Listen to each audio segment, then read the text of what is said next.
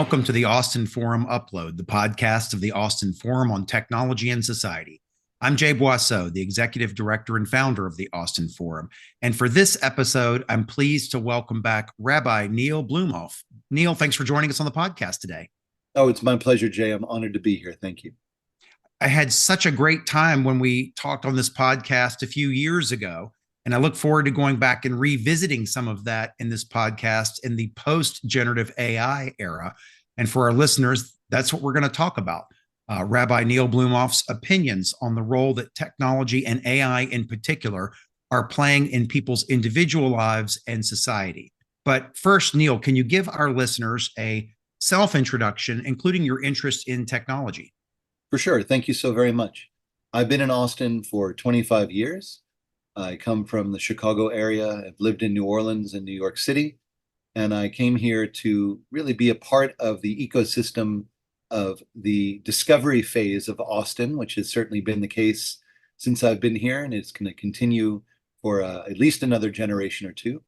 I am the senior rabbi of Congregation Agudas Achim, a synagogue in Northwest Hills. It's a very dynamic and wonderful place, and I also participate in some of the music scene here. I produce and curate the jazz series at the Cactus Cafe at the University of Texas at Austin. I have a monthly series of jazz, and we highlight ideas of music and personality and bring a real conversation and a connection to the many people who visit and are part of that as well. And it's nice to be able to uplift the music as well. In terms of my own interest in technology, I think the idea of thinking about wisdom tradition, which is the tradition that I espouse, whether it's Judaism or another, as a spiritual technology is something very interesting, and how the ideas or the modems of technology in the workspace or in the marketplace and different places, as they intersect with and can expand our interest in wisdom technology and how it can be a force for a better life, a value add to our lives, I think will be something that I'm very eager to talk about with you. And since we spoke, the rapid gains in generative AI and other things, I think both open the playing field and open our imagination for what could be. Well, that's a great setup for my first question. I also want to remind our listeners that if you're in the Austin area, you're very likely to find Neil at various civic events and technology events. I'm always pleased to see you around at these gatherings of thinkers. And so the way that I always describe you to friends is, yes, he's a rabbi for sure, but I think of him as a thinker about people, about technology and society. And so I'm very pleased to have you back on this podcast. And you set up the first question really well. It is, what do you think about people using generative AI for counseling and guidance? I'd like to know what you individually think. And I'd also like to know what the Jewish culture and synagogues think about this. And, for fun, I even thought, will there ever be a Rab AI kind of technology? Well, that's better than what a lot of people call me, which is ribeye. So that's fine. But I'll say it's an honor to think things through with you, Jay. As it says in the book of Proverbs, iron sharpens iron. So it's really nice to be in the company of good thinkers and helps me with my own ideas as well. And I would say that if we're going to consider counseling and guidance, I think once the technology becomes to a place where, we're not talking about prescribing medications, we're not suggesting that the AI would be suggesting that they do certain things in their lives which might harm them or cause them pain. I think that it has a lot of potential to be helpful. It's very interesting. People say to me, well, at least your profession, the clergy, is never going to be, AI'd out. And I'm not so sure that's the case. And I'm not so sure that we couldn't employ much of what is good about AI and interesting about AI in our own work in pastoral counseling. That's my personal idea. Mm-hmm. I think certainly traditions and cultures and synagogues don't move very fast because they try not to break things at all. But, it's inevitable at a certain point. But I would say that they would be suspicious of that. And I think that they would think that anyone who would use that is going to be missing some of the cues of what an effective pastor does. And without speaking specifically about pastoring, very often I will tell you that people will come into my office to discuss issues in their lives, and I really won't say much, and they'll thank me profusely at the end for being such a wise counselor, because what they really need is just a listener. So I don't think I possess special information. I think if you can teach AI to be a sympathetic and empathic listener, I think you're actually doing a good service for people who may not be able to be in a position to work with somebody live. Well, certainly the appearance of listening is relatively easy to code. I'm interested, though, in the ability to code in insights and guidance and wisdom. And of course, you can train a small language model directly on the writings that are fed to it as training data. And if it's a well trained model, it can do interpretation and summarization and answer questions about that text. So I do see an opportunity here in the same way that people will have a religious book and read it on their own. Having a tool that has already read those books and that can summarize and analyze seems like it might actually be a not a replacement, but a really good tool in between those individual meetings, and especially for somebody who maybe is living in an environment where they can't have individual meetings with you, Neil, or with whoever their spiritual advisor is. I think that's right. And I think an additive as opposed to a replacement is really the future of it. I would say this too, Jen, I'd be curious about your idea that I'm trained, and I think any sympathetic listener is, to listen to the question that is actually being asked behind the question that is actually asked.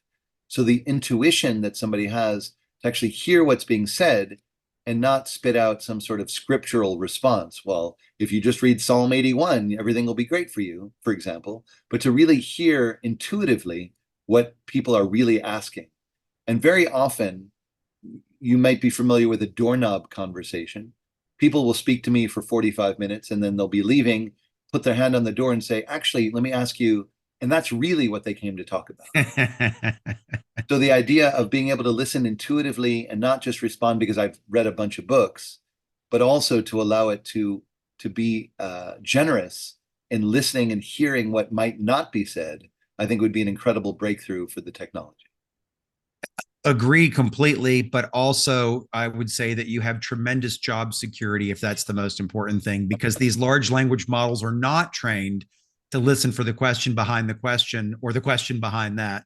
They're currently trained very literally on text. And while there is a technique called replacement learning through human feedback, Hmm.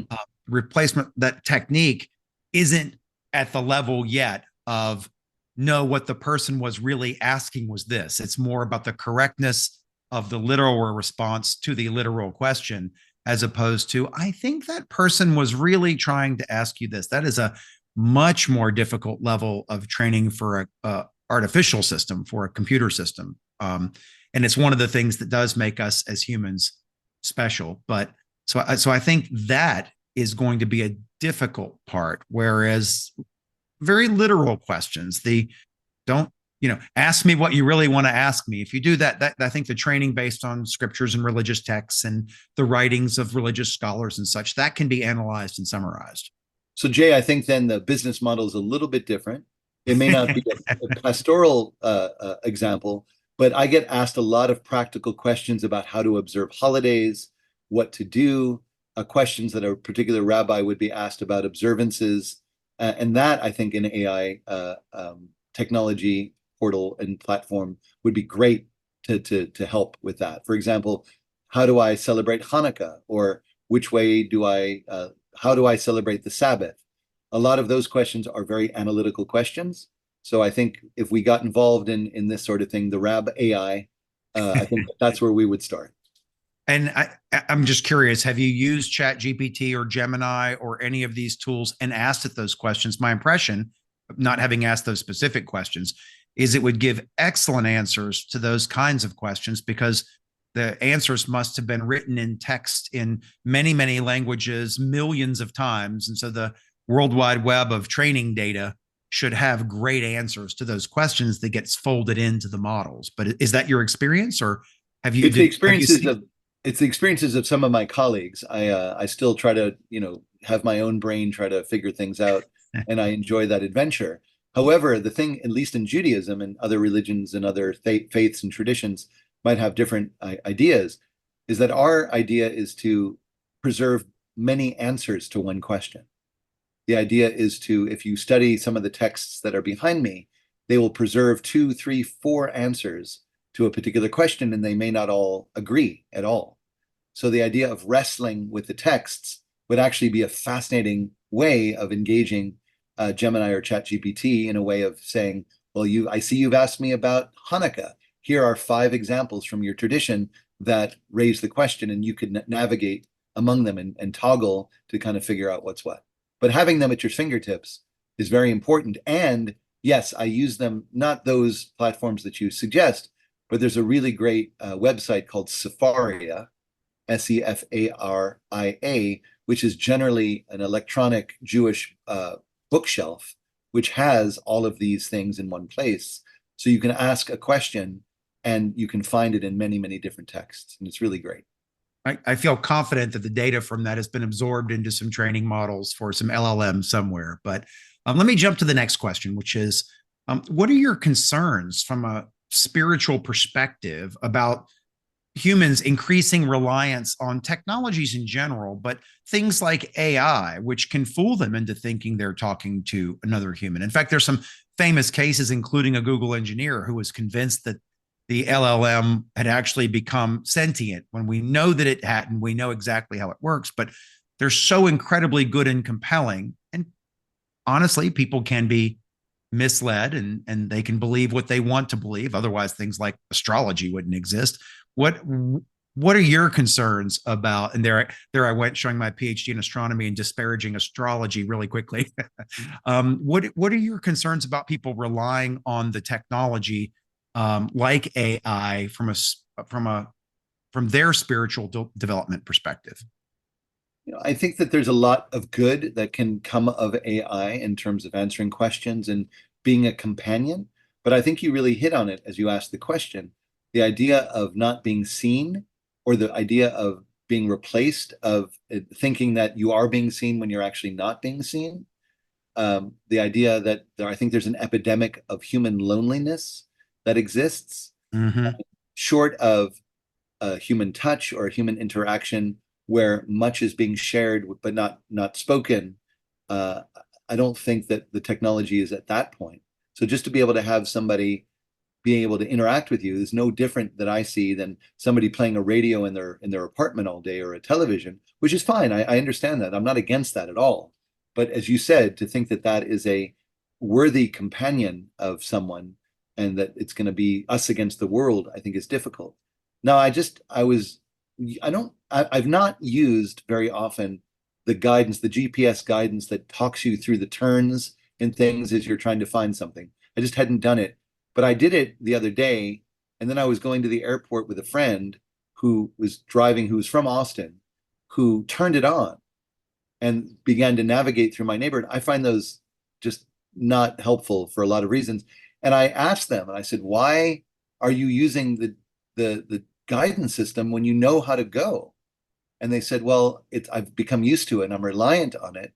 And I always think that there's some sort of traffic jam that I'll never know about. And I really want to know about it. And I thought about it, and I just, and you're trading that for any sort of meaningful human interaction while we're talking, because you're going to stop talking while you're listening to the next I see where you're direction.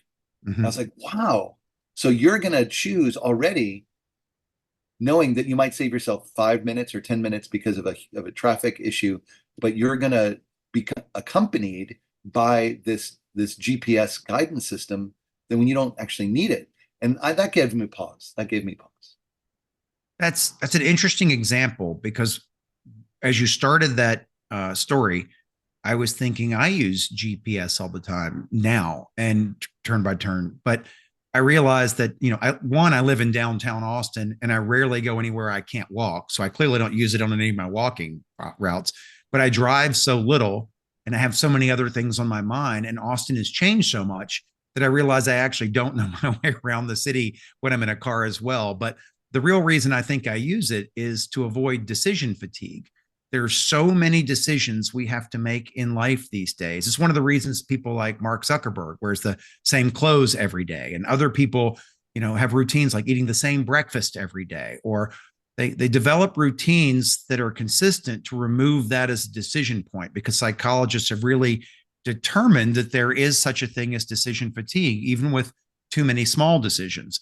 But in your example, the choice of using GPS meant that they were no longer engaged in the human interaction, and that definitely does seem quite negative. And I actually subscribe to Arnold Schwarzenegger's Pump Club newsletter, where he talks about mostly physical health, but also mental health and loneliness and things. And he brought up the exact topic you brought up the other day, that there is a direct relationship in people's feeling of loneliness and the amount of screen time they share, and how it is so much easier to watch TV and watch something good, frankly, on TV than it ever used to be, or put your smartphone in your hand and use it and scan the news and feel like you're connecting with the world because you're knowing more about the world.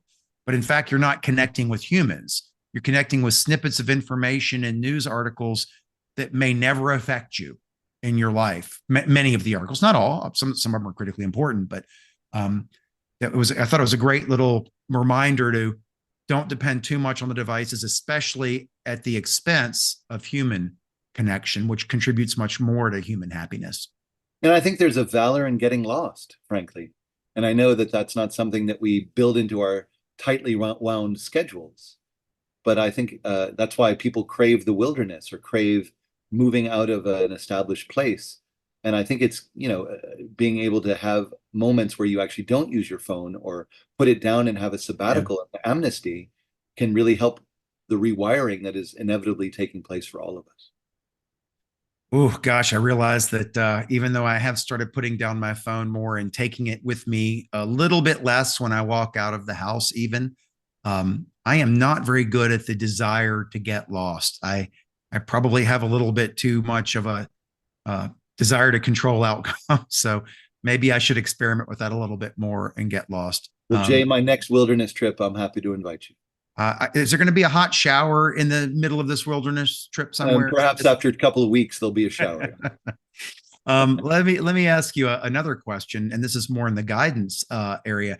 How do you think we should best use AI to promote things like, one, being a better person, taking care of yourself; two, being a better person in your community, being a more contributing more to other people's well-being; and three, making the world itself better? So if AI is a tool and not one we should become overly dependent on, and not one that replaces expert human guidance in all situations, how do we use it to become individually better, a better contributor in our community, and make the world better?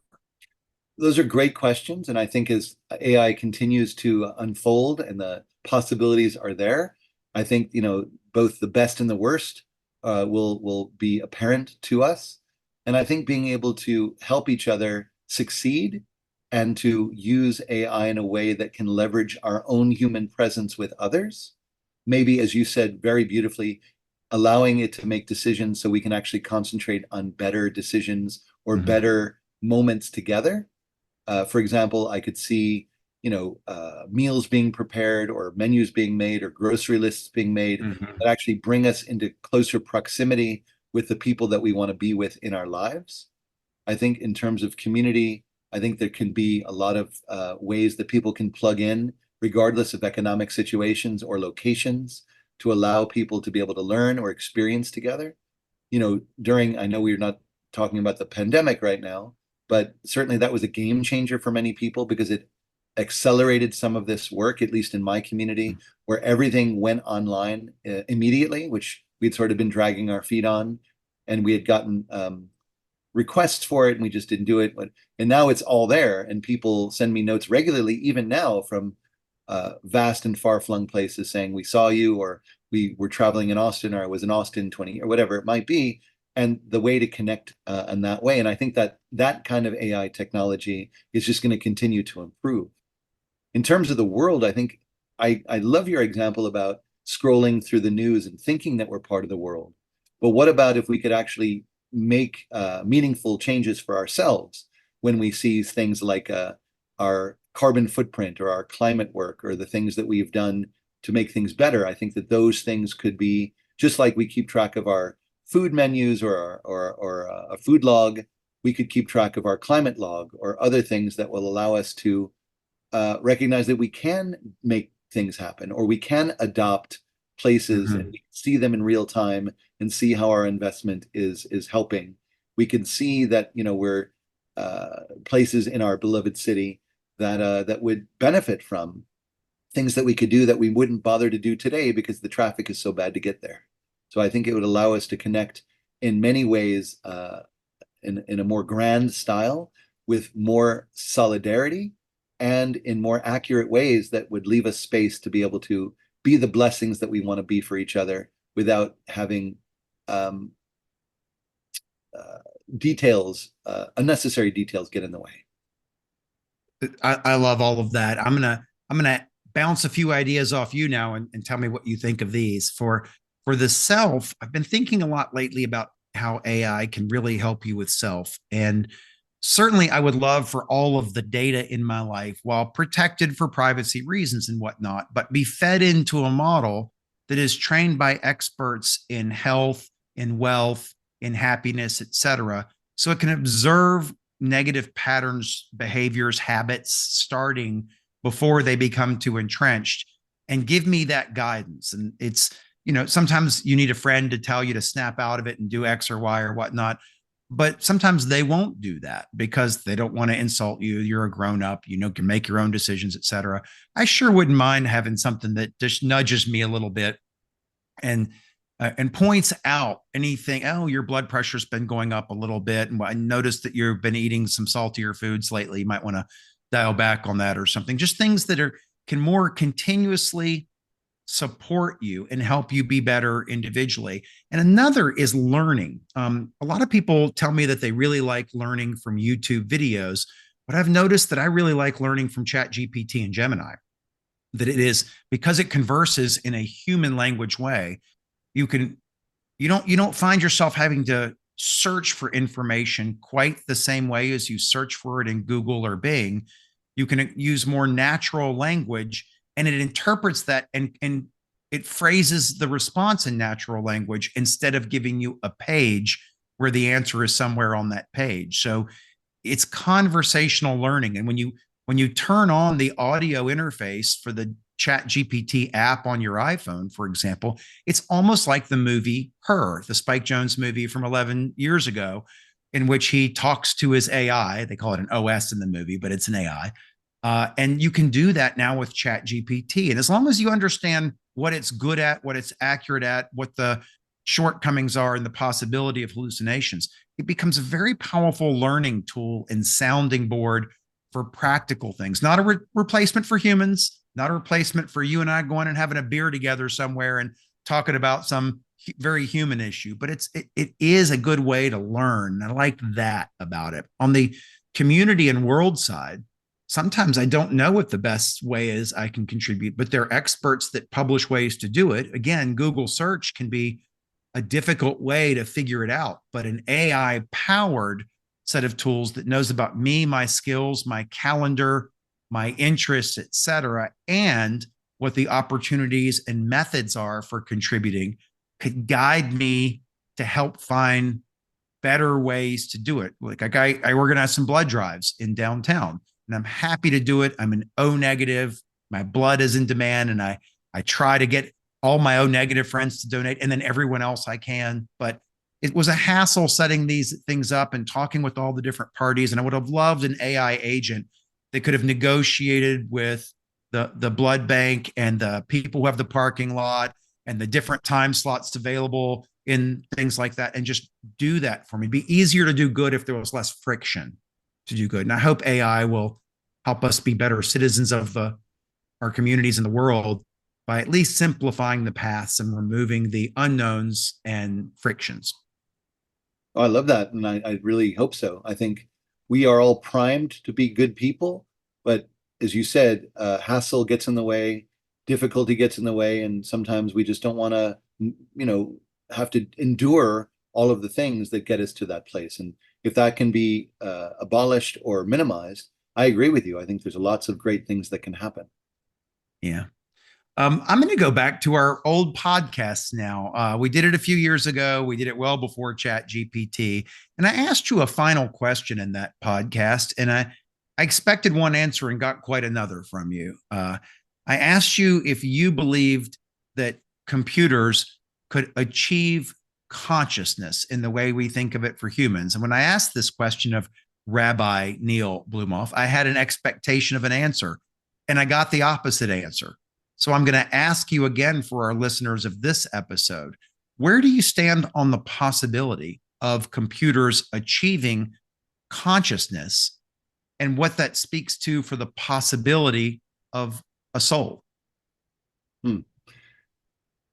It's a great question. I don't know if you have a thought that I would have the same answer or a different answer this time.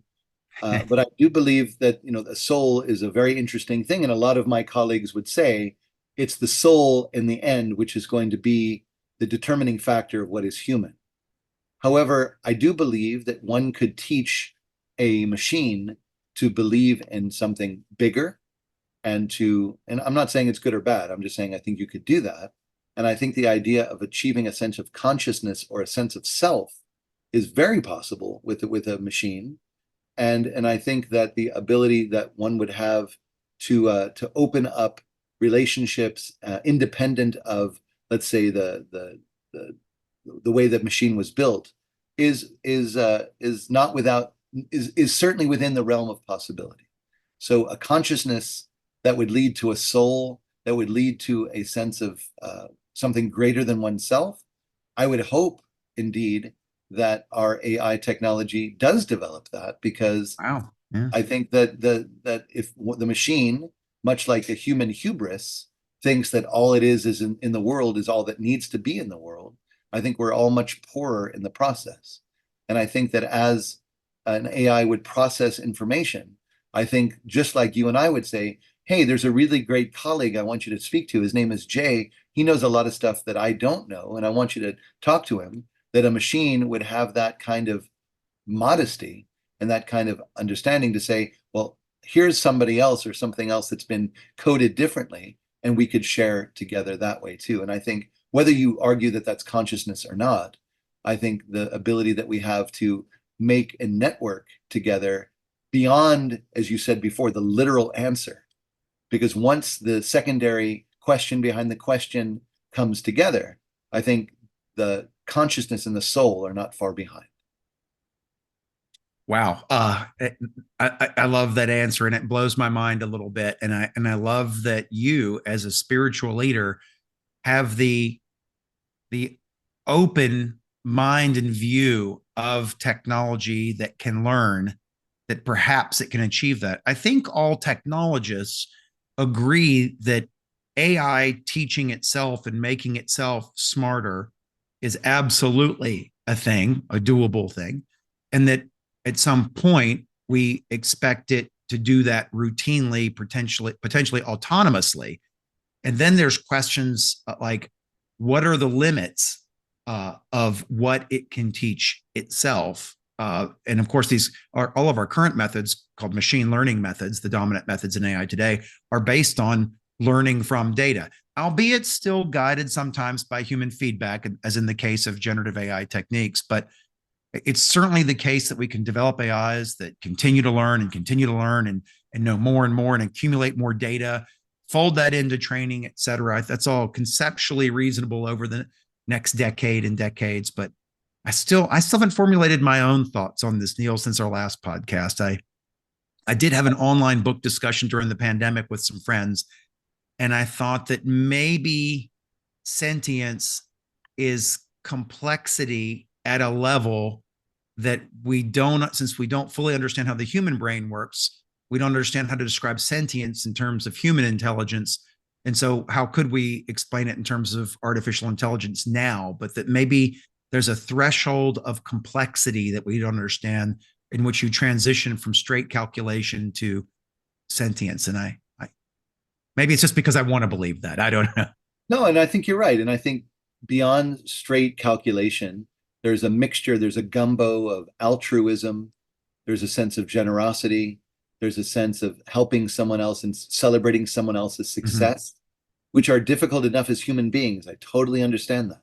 But I think if we can help our machines develop that way, that will encourage and inspire us to develop that way as well. I think if we really pay attention to how a human being thinks, I think we would be ashamed of much of like what we think about and choose not to share. But I think it is our demise if we just create computers or AI in our image. I think we're doomed.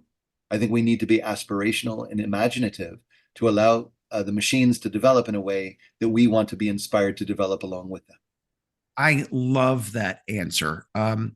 We anthropomorphize too many things in this world. Even the way we're doing autonomous vehicles. I drive a Tesla Model Y that I bought a few years ago. I love the car. The full self-driving is not full self-driving, of course, but it's pretty remarkable. But the approach that they're taking is to try to make cars drive more like humans, even disabling LiDAR and radar and sensors like that and depending entirely on optical.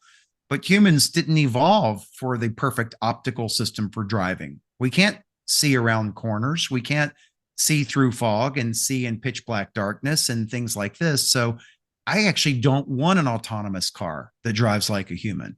I prefer one that leverages all the strengths of machines and sensors at different wavelengths and things like this so that it can be better than a human driver. And then help me be a better person because we can have that conversation in the car because not only am I not listening to GPS, I'm not even worried about driving the car and we're safer for it as well. So I love the idea of not trying to make computers entirely like humans, make them better if we can.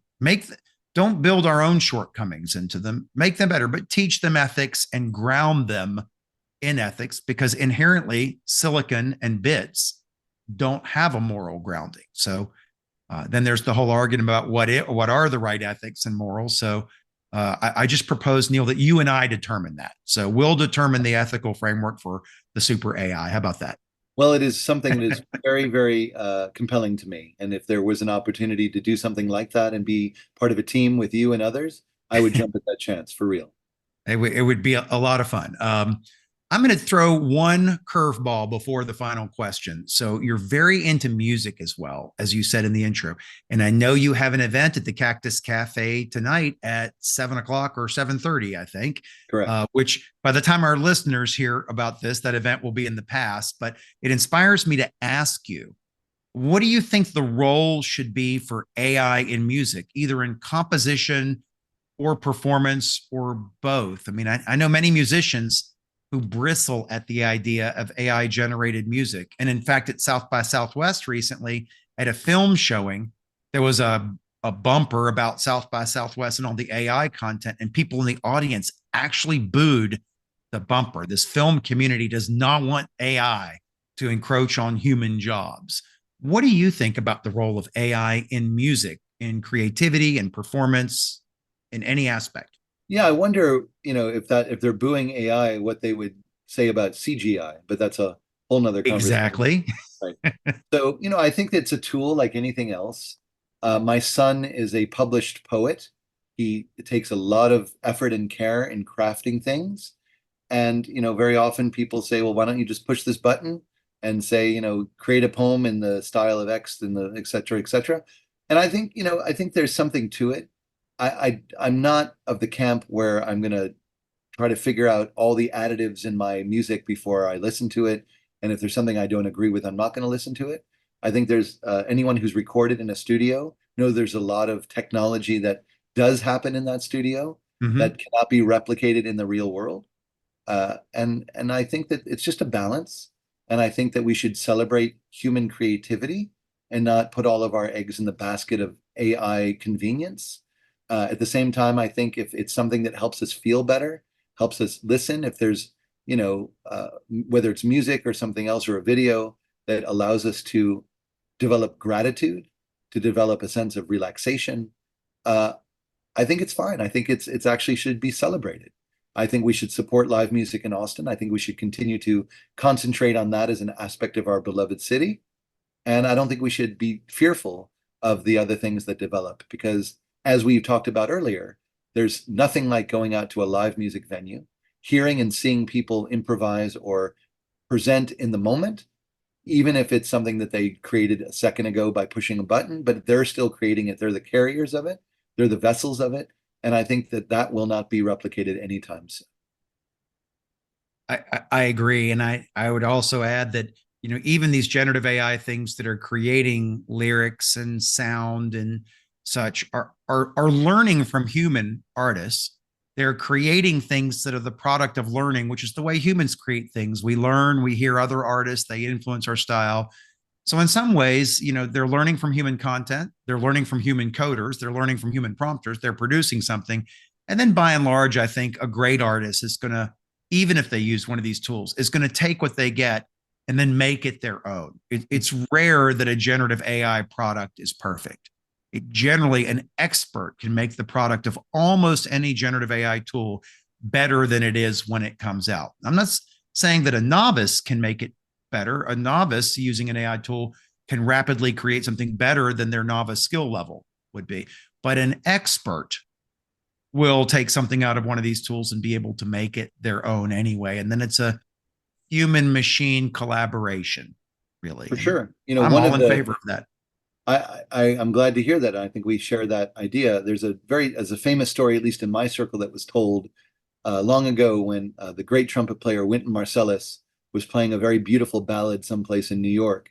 And it was back in the day of the Nokia phone, that Nokia ring. And somebody's phone made that ring, right, in the middle of a beautiful ballad.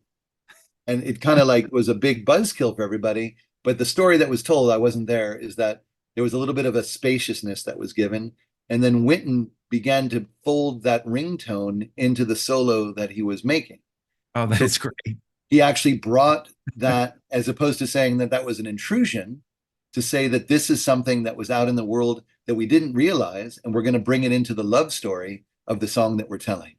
So I think that I agree with you. It's a beautiful partnership of things that can be technically amazing, but it needs to also keep in mind that we are improvisatory at nature and mistake prone, and we get in our way all the time. And that is what makes the music music. So well said. Thank you. Last question. It's the last question on most of my podcasts, which is, what is your takeaway point for our listeners here in light of everything we've talked about of the role of AI in our lives and in society, and the interplay of AI and humans, and the possibilities for the evolution of AI and what it might become?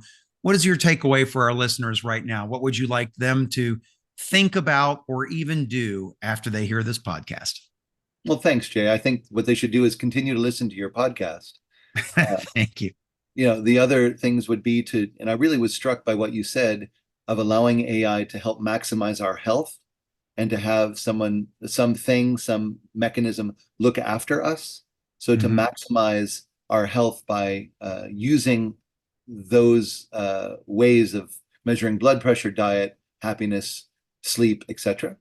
The other thing would be, for me, is to not be afraid, is to recognize that this is an opportunity.